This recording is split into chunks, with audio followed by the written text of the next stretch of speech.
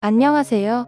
벌써 22년째 치킨집을 운영 중인 50대 후반의 남자입니다. 참 제가 이렇게 사연을 쓰게 될 줄은 상상도 하지 못했는데 별다를 것 없는 제 인생에도 특별한 사연이 생겼네요. 저는 30대 중반부터 치킨집을 운영했어요. 사실 처음부터 지금의 치킨집의 모습을 갖췄던 것은 아닙니다. 가끔 길거리에서 보이는 통돌이 치킨을 아시나요? 처음엔 그런 노점상으로 시작했어요.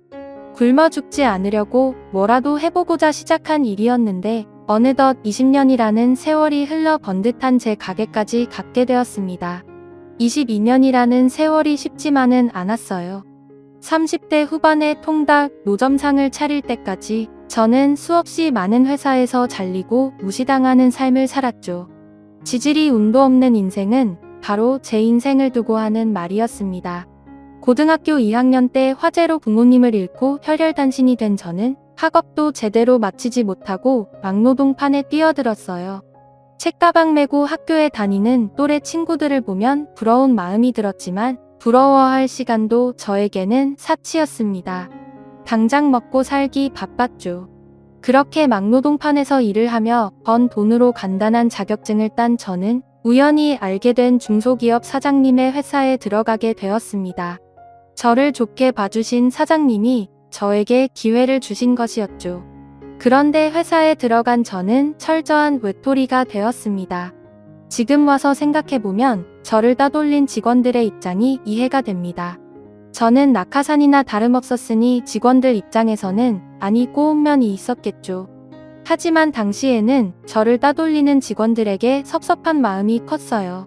직원들을 향한 원망은 저를 도와준 사장님을 향한 원망이 되었고 어느새 세상을 향한 원망으로 변질되어 있었죠.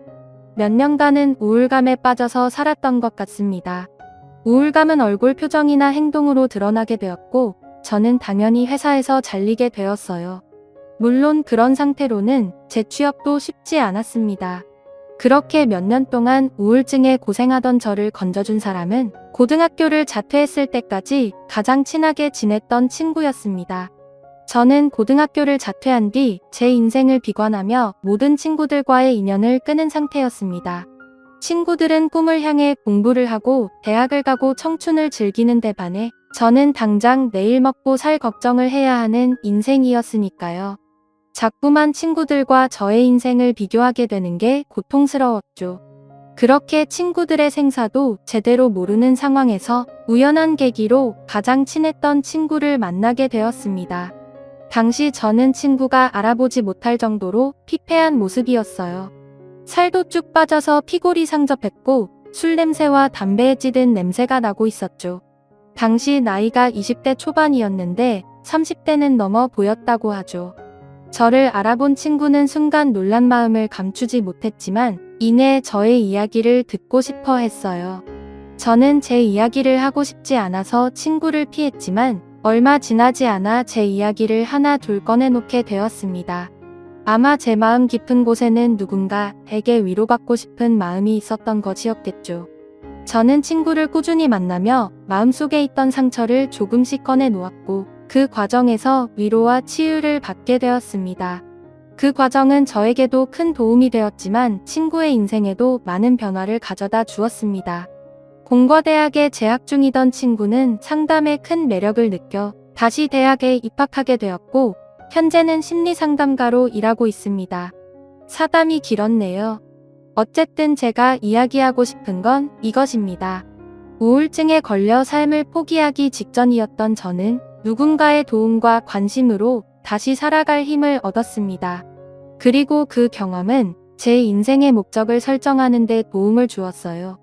저는 모든 사람이 나를 무시하고 미워할 것이라는 피해 망상에서 벗어나기 위해 누구보다 열심히 살았다고 자부할 수 있습니다. 낮아진 자존감을 회복하기 위해 운동을 시작했고 주변 이웃을 또 오는데 누구보다 적극적으로 임했죠. 하늘은 스스로 돕는 자를 돕는다고 하나요? 사고로 부모를 잃고 친구 한 명 없이 막노동을 전전하며 겨우 들어간 회사에서도 잘렸던 불운했던 저는 시간이 흐른 후 번듯한 회사에 들어가게 되었습니다. 그곳에서 아내를 만나 결혼을 했고 토끼 같은 딸도 한 명 낳게 되었어요. 그런데 그렇게 행복하기만 할 것 같은 제 인생에 또 다른 어려움이 찾아오게 되었습니다. 바로 다들 기억하고 계실 IMF였죠. 저희 회사는 나름 내실이 튼튼한 회사였음에도 불구하고 점차 기울기 시작하더니 결국 문을 닫게 되었습니다. 수많은 사람들이 한순간에 직장을 잃고 거리에 내앉게 되었어요. 저도 마찬가지였습니다. 저와 아내는 같은 회사를 다니고 있었기 때문에 저희 부부는 정말 한순간에 모든 수입을 잃게 되었습니다. 그때는 뭘 해도 망한다는 시기였기 때문에 저와 아내는 일용직 노동과 저팔리를 전전하며 생계를 이어나갔습니다. 쓸 거 안 쓰고 한 푼 두 푼 모아서 샀던 집도 팔게 되었습니다.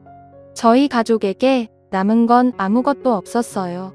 이렇게 손가락만 빨아야 하나 싶을 때 시작하게 된 게 통돌이 전기구이 통달기였습니다. 있는 돈 없는 돈을 탈탈 털어 중고 트럭을 구한 저는 낮에는 식료품 배달 일을 저녁에는 통닭 파는 일을 했습니다.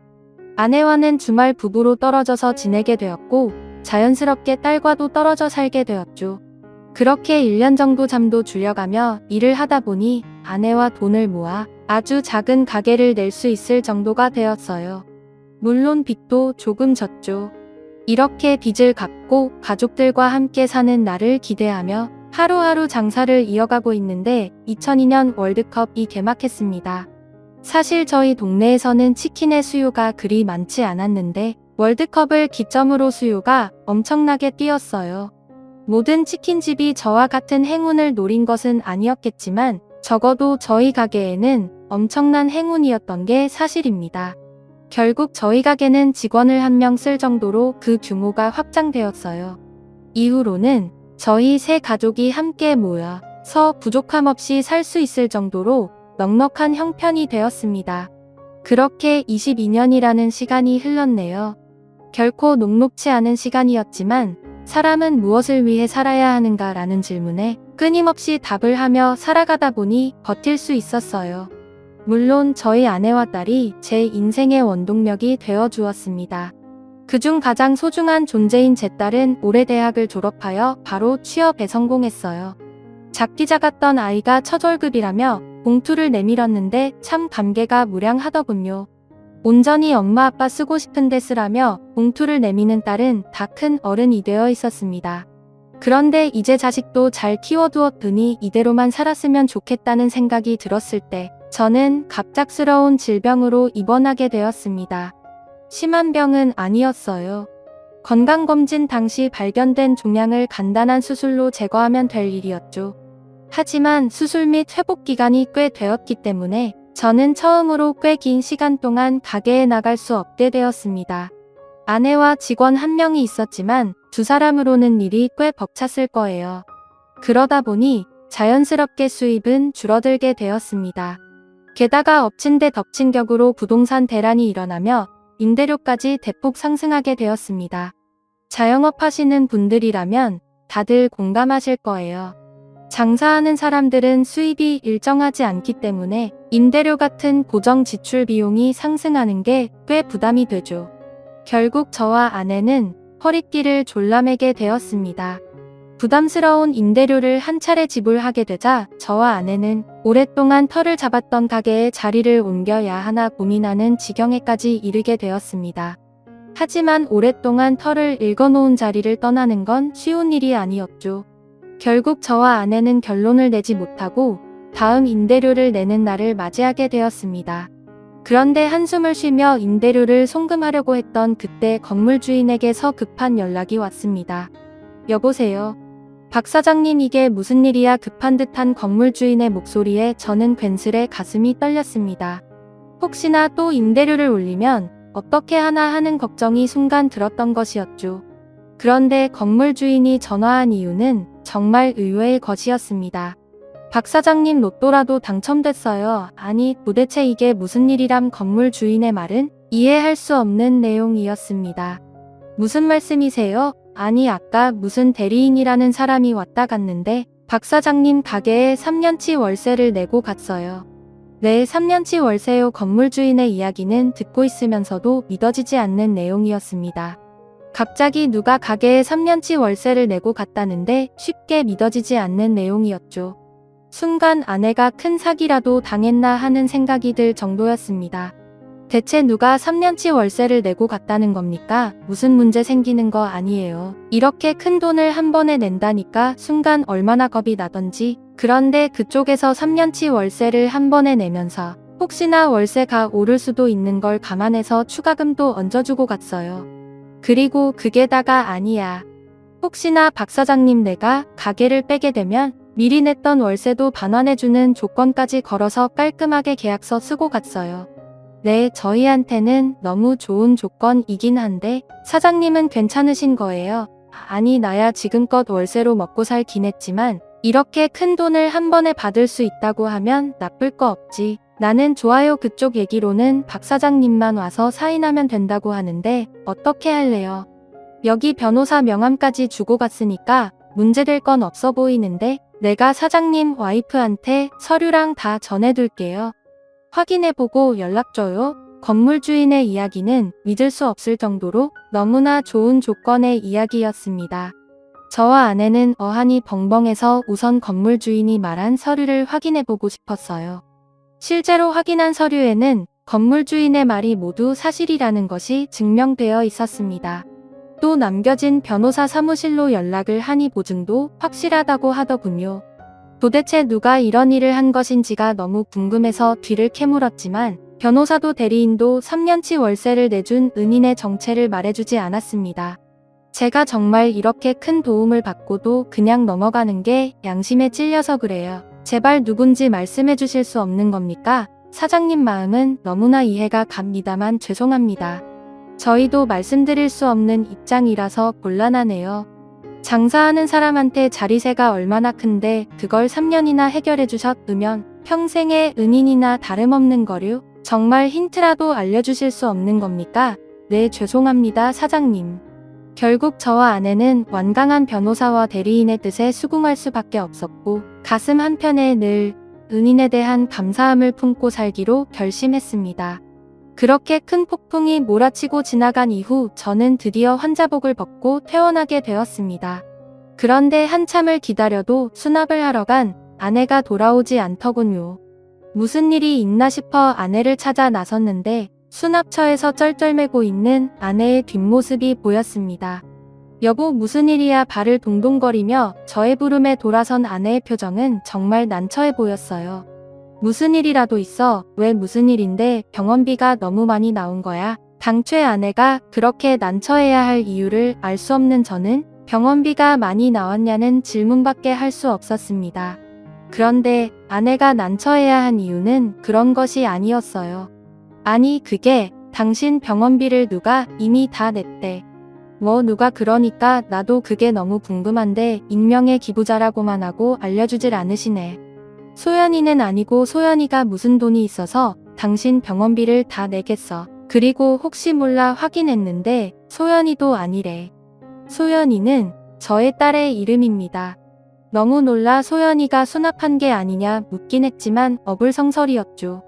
제 병원비는 보험 처리를 한다고 해도 사회천년생이 감당할 수준 아니었습니다. 그럼 우리 보험 처리는 보험 드러났잖아. 그러니까 그거라도 했으면 좀 더 저렴해졌을 텐데 보험 처리도 안 했나 봐. 뭐 대체 누가 저와 아내가 계속해서 병원비를 수납해준 사람에 대한 궁금증을 표현하자 바쁜 직원들은 난색을 표했고 결국 저와 아내는 집으로 돌아올 수밖에 없었습니다. 이후로도 병원에 전화하며 해당 인물을 알고자 했지만 저희 부부에게 사실을 알려주는 사람은 아무도 없었어요. 결국 저희 부부는 또다시 가슴 한편에 새로운 은인에 대한 감사함을 품고 살기로 다짐하게 되었습니다. 2번이나 연달아서 잊지 못할 은혜를 경험한 저희 부부는 저희가 받은 다른 사람들에게 베풀고자 봉사활동을 시작하게 되었어요. 그중 하나가 보육원에 치킨 배달을 하는 일이었습니다. 애당초 저희 가게에는 한 달에 한 번씩 매번 치킨 100마리 주문이 들어오고 있었어요. 지역에 있는 가장 큰 보육원으로 배달을 요청하는 것이었죠.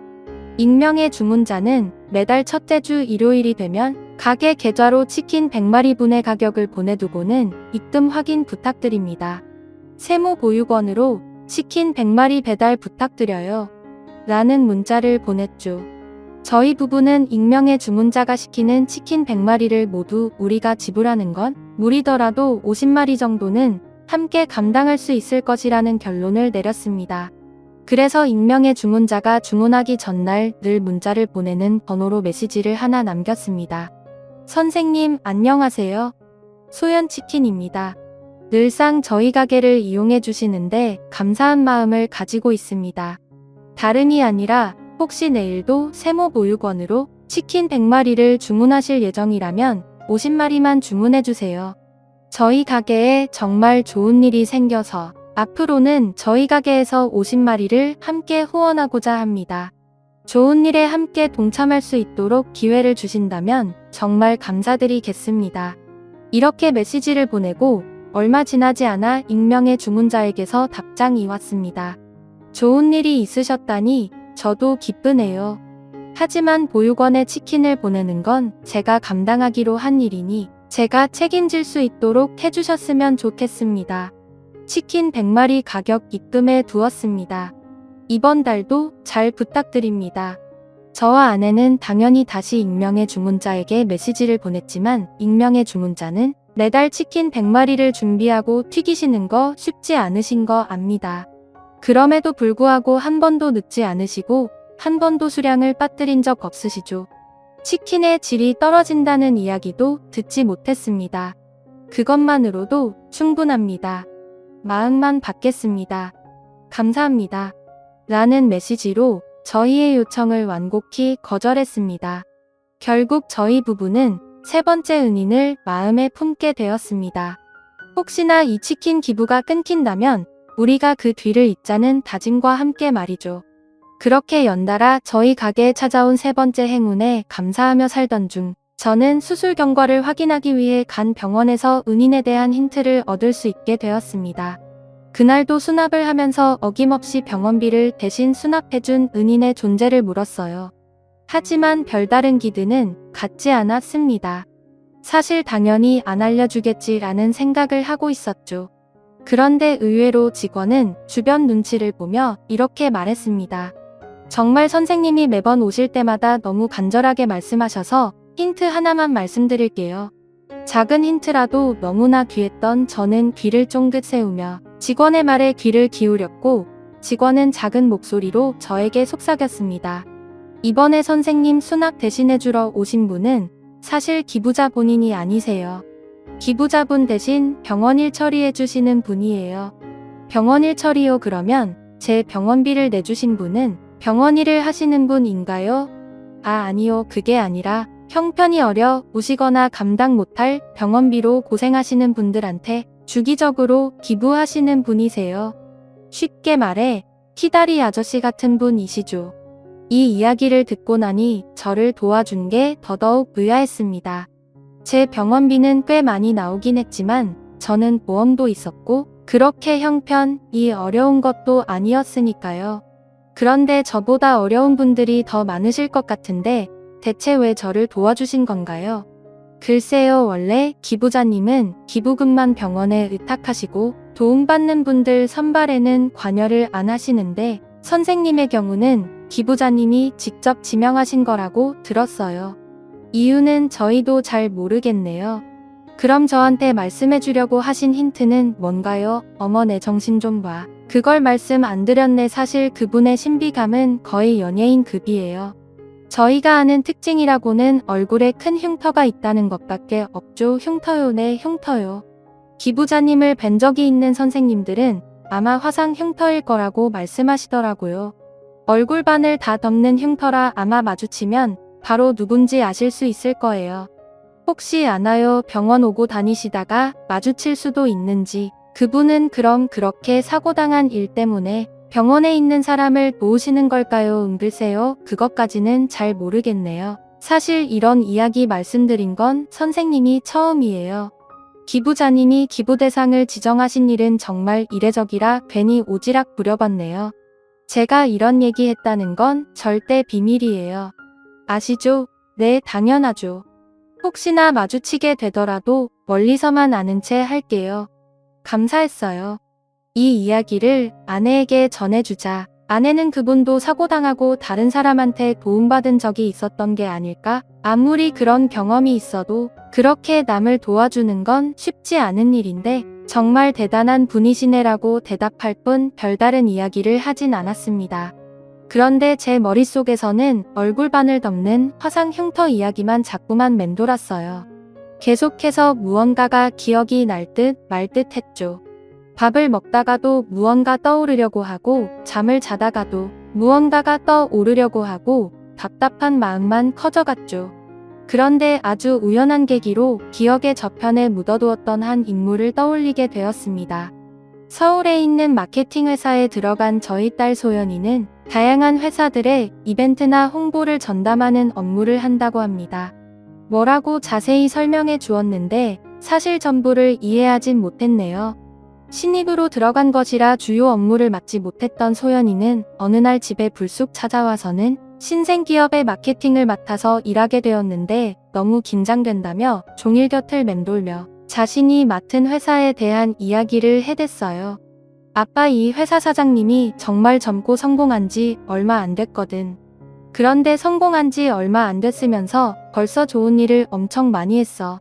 이미지 메이킹 하려고 한두 번 기부한 것도 아니고 남들 모르게 오랫동안 이런 건 동네방네 소문내서 기업 이미지도 좋게 하고 좋은 일에 동참도 하게 하고 해야 하는 게 아닐까? 괜히 딸아이의 말에 저를 도와주셨던 기부자님이 생각난 저는 글쎄 굳이 남들에게 알리지 않았다면 이유가 있었겠지. 그런 분이라면 회사 이미지 좋아지는 것보다 비밀로 붙이는 걸 더 좋아하실 수도라고 이야기했습니다. 소연이도 내심 그렇게 생각하고 있었는지 입술을 삐죽이며 그래도 이것만큼 좋은 홍보수단이 없는데 라고 말했죠. 우리 딸은 유능하니까 잘 알아보면 더 좋은 홍보수단을 찾을 수 있을 거라며 대화가 일단락되었나 싶었는데 소연이는 뜬금없이 사진 한 장을 저에게 보여주었습니다. 그런데 이거 봐봐. 아빠, 이게 그 사장님 사진이거든? 뭔가 사연이 있어 보이지. 그치? 정말 잘만 하면 엄청난 스토리가 나올 것 같았는데 괜히 우는 소리를 하는 딸아이를 보며 웃음을 짓던 저는 딸이 보여준 사진을 스쳐 지나가듯 보게 되었습니다. 그런데 그 사진 속 인물은 제가 아는 사람이었어요. 한쪽 얼굴의 반이 화상 자국으로 크게 나 있는 사람. 바로 병원비를 대신 내주신 기부자님이었죠. 그런데 뭔가 이상했습니다. 분명 처음 보는 얼굴이어야 하는데 괜히 익숙한 느낌이 들었거든요. 저는 아내를 불러 그 사진을 보여주었습니다. 그런데 아내의 반응도 이상했어요. 응, 이 사람 어디서 많이 봤는데. 그치, 당신도 익숙한 얼굴이지. 그런데 뭐야? 얼굴에 화상 자국, 이분이 혹시 맞아? 병원비 대신 내주신 그분인 것 같아.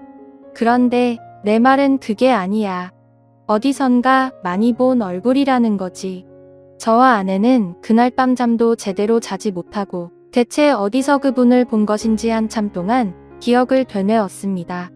하지만 장사하면서 한두 사람을 마주친 게 아닌지라 결국 어디서 본 누구였는지 기억해내지 못했고 그렇게 저희 부부의 궁금증은 미궁으로 빠지는 듯했습니다. 그런데 미궁에 빠진 궁금증을 해결해준 사람은 소연이었어요. 금요일 퇴근을 하자마자 본가로 내려온 소연이는 마감 준비를 하고 있는 저희에게 종이 몇 장을 주었습니다. 이거 읽어봐. 소연이의 말에 펼쳐든 종이는 소연이가 이번에 맡았다던 회사에서 진행한 인터뷰 내용이었어요. 원래는 담당자님이랑만 얘기하는 거였는데 진짜 정말 아주 우연히 사장님이랑도 인터뷰를 하게 됐거든.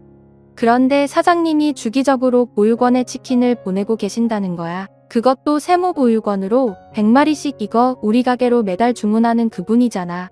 그래서 슬쩍 물어봤지. 저와 아내는 한껏 상기된 소연이를 겨우 진정시키고 찬찬히 인터뷰 내용을 읽어내려 갔습니다. 인터뷰 내용은 가히 충격적이었어요. 물론 좋은 의미로서의 충격이었죠. 보육원에 치킨을 보내는 일은 왜 하게 되신 건가요? 제가 그 보육원에서 자랐거든요. 물론 아이들은 같은 보육원에서 자랐던 아저씨가 치킨을 보내주고 있다는 사실은 몰라요. 보육원에서 자라셨다니 어떤 사연이 있으셨는지 여쭤봐도 될까요? 어릴 때 집에 큰 불이 났었어요. 부모님은 미처 화재를 피하지 못하셨고 유일하게 살아남은 사람은 저 할머니였죠. 그런데 할머니도 사고가 난 지 얼마 지나지 않아 돌아가셨어요. 집이 무너지던 상황에서 무리하게 저를 감싸시다가 양팔을 절단하시기까지 하셨거든요. 그 후유증으로 몸이 너무 약해지셨고 연로하신 할머니가 버티긴 힘든 상황이었을 거예요. 부모님도 할머니도 잃었으니 제가 어딜 갈 수 있었을까요? 이후엔 세모보육원에 맡겨져서 그곳에서 자랐습니다. 그런 아픔 있으셨군요. 이 흉터도 그때 얻은 흉터입니다. 할머니는 돌아가실 때까지 이 흉터에서 저를 지키지 못한 것을 미안해 하셨어요. 양팔이 없는 할머니 얼굴에 큰 화상 흉터 가슴 아픈 인터뷰 내용 끝에 저와 아내는 한 가지 기억을 또렷하게 기억해냈습니다. 오래 이어지지 못했던 한 작은 인연이었죠. 통보리 통닭 트럭에서 작은 가게를 오픈했을 때 한 어린아이에게서 주문 전화가 걸려왔습니다. 한껏 들뜬 목소리로 주문하는 아이는 여기 양념 반 후라이드 반으로 하나만 가져다 주세요. 유성초등학교 맞은편 파란색 대문집 지하예요. 라고 말했죠. 그런데 집 전화라고 하기에는 주변이 너무 시끄러웠습니다. 중간중간 말이 끊겨서 몇 번이나 주문을 제대로 한 게 맞는지 묻기도 했죠. 혹시 어디서 전화하고 있니? 집에서 전화하는 거 맞니? 아니요, 유성초등학교 앞에 공중전화예요. 아저씨 언제 가져다 주실 거예요? 저는 당연히 장난 전화라고 생각했습니다. 공중전화에서 어른도 아니고 아이가 주문이라니 그런 장난치는 거 아니다. 라며 혼쭐을 내려고 하던 찰나 아내 공중전화에서 주문한다고 집에 집전화가 없을 수도 있지. 만약에 정말 주문이면 어떻게 하려고 그래? 진짜 장난 전화면 오랜만에 우리 치킨에 맥주 한잔하지 뭐라는 말을 들은 저는 치킨을 들고 아이가 말한 초등학교 맞은편 파란색 대문집 지하로 향했습니다. 그런데 파란색 대문집 앞까지 가지 않아도 되었어요. 누가 봐도 치킨을 기다리는 한 할머니 한 분이 골목 초입부터 서성이고 계셨거든요. 그거 치킨 2호의 할머니 혹시 치킨 시키셨어요? 그랴 파란 대문집 우리 손주가 신나서 주문했는데 애가 주소를 잘 몰라서 제대로 말을 안 했을 것 같길래 길 못 찾을까봐 여기까지 나와 계신 거예요. 못해도 10분은 걸어 나오셔야 했을 텐데 길 못 찾아서 식은 치킨 먹는 것보다 낫지 괜찮여 어여주고 가봐. 할머니는 어서 치킨을 건네주길 바라셨지만 저는 굉장히 난감했습니다. 왜냐하면 할머니는 양손이 없으셨거든요. 팔에 있어야 할 자리에는 펄럭이는 외투만 있을 뿐이었습니다. 제가 난감해하는 것을 아셨는지 할머니는 여기 목에다 걸어줘라고 말씀하셨고 저는 주저하며 조심히 할머니의 목에 치킨을 걸어드렸어요. 제가 같이 가서 드리고 돌아가도 되는데 오토바이 타고 온 거 아니야. 그거 같이 타자고 됐어. 나 혼자 가도 되니까 어여 가봐. 괜히 잘못하는 기분에 괜히 서성이고 있던 그때 아이쿠 내 정신 좀 봐. 계산을 안 했네. 여기 오른쪽 주머니에 보면 지갑 있으니까 꺼내 가쇼. 저는 할머니의 외투 주머니에서 지갑을 꺼냈습니다. 그렇게 지갑을 열어본 순간 저는 또 한 번 난감해지고 말았어요. 당시 할머니의 손자가 주문한 양념 반 후라이드 반 치킨의 가격은 1,500원이었습니다. 하지만 할머니의 지갑에 있는 돈은 꼬깃꼬깃한 1,000원짜리 9장과 동전 몇 개가 전부였어요. 어떻게 해야 하나 대략 난감해하고 있을 때 멀리서 전화통화로 들었던 목소리를 가진 남자아이가 뛰어오는 게 보였습니다. 할머니 치킨 왔어. 치킨 한 마리에 세상을 다 가진 것처럼 신나하는 아이의 얼굴을 가까이에서 본 저는 1,000원짜리 한 장도 꺼내지 않은 채 조용히 할머니의 지갑을 닫고 다시 그 지갑을 외투 주머니에 넣었습니다. 아이의 얼굴 반쪽에는 짙은 화상 자국이 자리 잡고 있었기 때문입니다. 돈은 꺼내 가슈. 가격이 맞나 모르겠네. 네, 할머님 계산 다 됐으니까 어서 가셔서 손주랑 맛있게 드세요. 또 시켜주시고요. 그래, 조심히 가슈. 네, 할머니 다음에 시키실 때는 여기까지 나오지 않으셔도 돼요. 파란 대문 집이라고 말씀하시면 가져다 드릴게요. 젊은 사장이 참 똑부러지는구먼. 고마워요. 잘 들어가슈.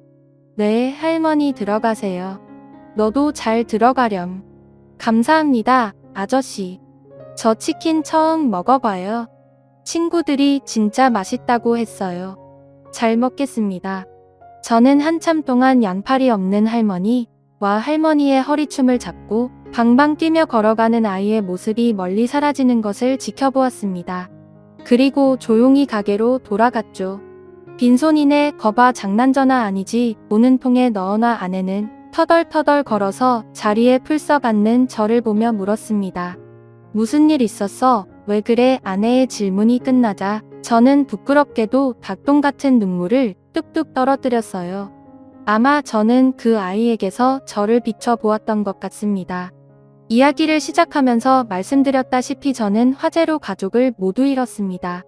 그리고 그 기억은 저의 가슴 깊숙한 곳에 큰 상처로 남아있었죠. 그런데 그 아이는 화재의 상처가 가장 눈에 띄는 얼굴에까지 번져 있었습니다. 열박한 동정이라고 할지라도 저는 그 아이에게 연민의 감정을 느끼게 되었어요. 그래서 차마 그 치킨의 가격을 받을 수 없었던 것이죠. 제 이야기를 들은 아내는 저의 마음을 100번 이해해 주었고 할머니와 함께 사는 것 같은데 할머니도 양팔이 없으시니 경제활동이 힘드시겠네. 반지하에 사는 걸 보니 애초에 잘 사는 집도 아니었던 것 같고 당신 마음이 편해질 수 있을 때까지 당신이 그 아이 챙겨 라며 제가 아이를 자주 들여다보는 것을 허락해 주었습니다. 저는 이후 닭을 한 마리 튀겨야 하는데 2마리 튀겨서 닭을 튀겨놓고 딴짓을 하느라 닭이 너무 식어버려서와 같은 요상한 이유를 대며 한 달에 2-3번씩 치킨을 가져다 드렸습니다. 그렇게 치킨을 가져다 줄 때 본 할머니와 아이의 집은 너무나 열악했어요. 특히 계절감 없는 아이의 옷은 정말이지 저의 가슴을 너무나 아프게 했습니다. 그래서 저는 가초등학교에 입학한 저의 딸 소연이의 학용품이나 문제집을 살 때면 늘 그 집 아이의 것도 함께 사서 몰래 두고 오기도 했고 아이의 옷이 해진 것을 발견했을 때는 잊지도 않은 아들 이야기를 지어내며 입던 옷인데 작아져서 주려고 가져왔어. 혹시 괜찮으면 입지 않을래? 라며 옷을 건네주기도 했습니다.